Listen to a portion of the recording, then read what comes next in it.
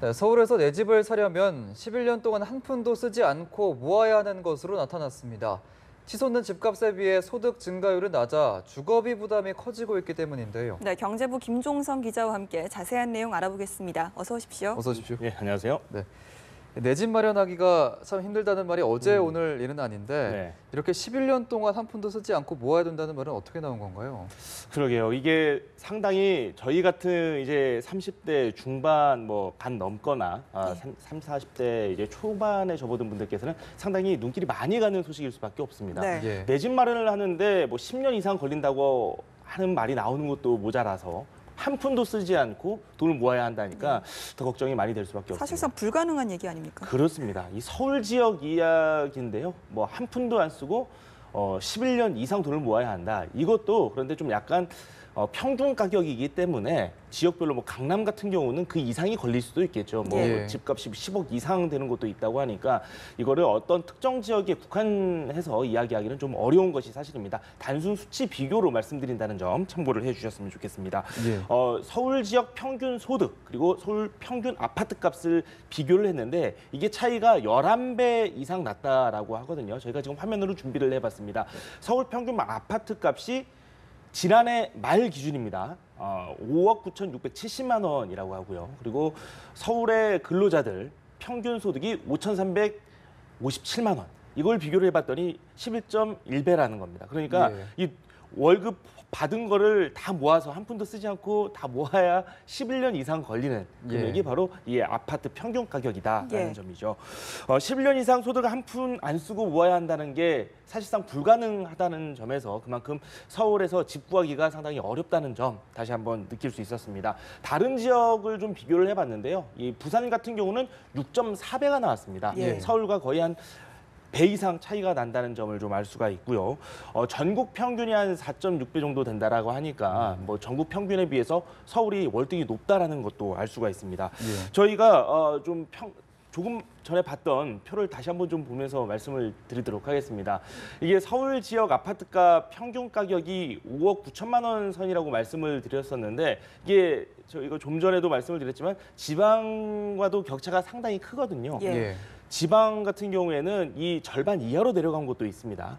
그리고 소득 같은 경우는 서울이 울산에 이어서 전국 지자체 중에는 2위입니다. 그럼에도 불구하고 서울의 집값이 이렇게 비싸다는 점, 그만큼 부동산의 부의 편중이 서울에 집중되어 있다라는 점을 알 수가 있는 사안이다라고 말씀드릴 수 있겠습니다. 서울의 아파트 값이 높은 만큼 사실 연소득도 높다고 나오는데 이렇게 좀 유난히 서울에서 집을 사기 힘든 이유는 무엇일까요? 과거에도 이런 얘기가 쭉 있었는데 이게 점차 심화되고 있다라는 이야기거든요. 그런데 왜 이런 게 심화되고 있느냐? 소득이 올라가는 속도, 소득이 늘어나는 속도보다 집값이 오르는 속도가 더 가파르다는 겁니다. 표를 또 준비를 해봤는데요. 보면서 말씀을 드리도록 하겠습니다. 네, 서울 연소득과 아파트 값을 좀 비교를 해봤습니다. 2012년도와 2016년 비교를 해봤는데요. 소득 같은 경우는 10.3%가 늘었습니다. 평균 가격입니다. 이게 평균 소득입니다. 서울 지역 평균이고요. 4,800만 원 선에서 5,300만 원 선으로 늘었고 이 사이에 집값 같은 경우는 무려 7%포인트 이상 더 늘었죠. 17.5% 이상 증가를 했습니다. 5억 원 초반대에서 거의 6억 원 선까지 올랐으니까 소득보다 이렇게 좀 집값이 훨씬 더 많이 오른 상황이다라고 볼 수 있고요. 서울의 연소득 그리고 아파트값 변동률 자료도 좀 저희가 표로 만들어봤는데요. 한번 좀 살펴보도록 하겠습니다. 이게 2012년도에서 2014년도까지는 10배 수준을 유지하다가 2014년도에는 9.8배 수준으로 떨어졌거든요. 이게 9.8배라는 거는 소득을 한 번도 쓰지 않고 하나도 쓰지도 않고 9.8년을 모으면 서울 평균 아파트를 살 수 있다는 뜻인데 이렇게 좀 한 자릿수로 내려왔다가 작년 말에 다시 한번 살펴봤더니 11.1배 수준으로 늘었습니다. 그러니까 최근 들어서 다시 커지고 있다는 점을 말씀드리는 겁니다. 서울의 소득 대비 집값 비율이 높다는 조사 결과도 있다고요? 네, 맞습니다. 이게 서울이 유독 더 심하다는 점은 다른 나라 해외 도시랑 좀 비교를 해보면 확연하게 더 드러났습니다. 미국 LA나 샌프란시스코, 영국 런던 하면 세계 유수의 도시지 않습니까? 그런 도시에 비해서 서울에서 집을 마련하기 더 어렵다는 점. 제가 11.1배라고 말씀을 드렸었는데 지금 미국 LA 같은 경우는 9.3배, 그리고 샌프란시스코는 9.2배, 영국 런던은 8.5배 수준입니다. 뭐 이게 각 도시마다 소득 수준이 다르겠지만 뭐 런던이나 샌프란시스코 이런 대도시는 소득 수준이 오히려 더 서울보다 높을 수도 있다라는 점이거든요. 이게 예. 구체적인 수치가 아직 나오지는 않았지만 단순히 좀 비교를 해보자면 그만큼 서울의 주택 난심화, 그래도 주택 가격이 상당히 높다라는 점은 이 표를 통해서도 알아볼 수 있습니다. 자가 비율도 당연히 좀 낮을 수밖에 없는 상황인데요.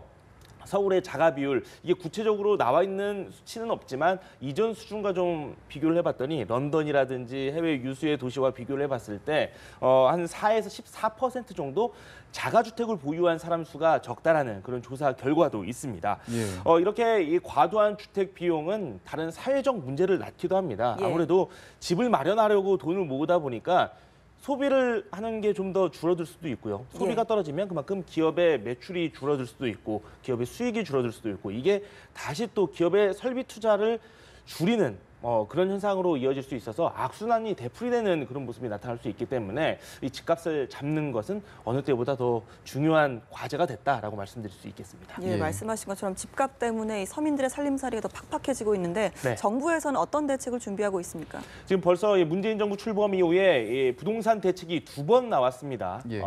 구입 부동산 대책이 최근에 나왔고 그 예. 후속 대책까지도 나오기도 했는데 여전히 집값 같은 경우는 확실히 잡히지 않은 상황입니다. 좀 내려가기는 했으나 지난주 주간 주택가격 변동을 살펴봤더니 서울 지역 같은 경우는 다시 반등으로 돌아섰거든요. 이게 뭐 재건축이라든지 여러 가지 호재가 있는 부분에서는 좀 호재성 재료로 인식이 되기는 하지만 그래도 좀 주택 가격이 아직까지는 좀 과도하다라는 지적이 많기 때문에 주택 가격이 하향 안정화되는 시기가 언제쯤 되돌아올 것인지 많은 분들이 좀 기다리고 있는 사안이기도 합니다. 예.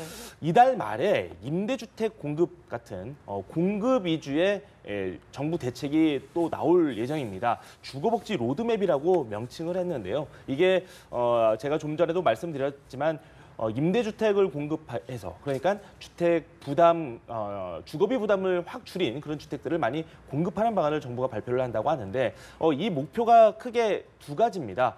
공급을 늘리고 그리고 월세라든지 전세 자금 부담을 줄이는 게 목표인데 이 두 가지 목표를 한 번에 정부가 잡을 수 있을 것인지 좀 관심을 끌고 있는 상황입니다. 예. 하루빨리 집값이 안정됐으면 하는 바람입니다. 지금까지 보도국 경제부 김종성 기자였습니다. 고맙습니다.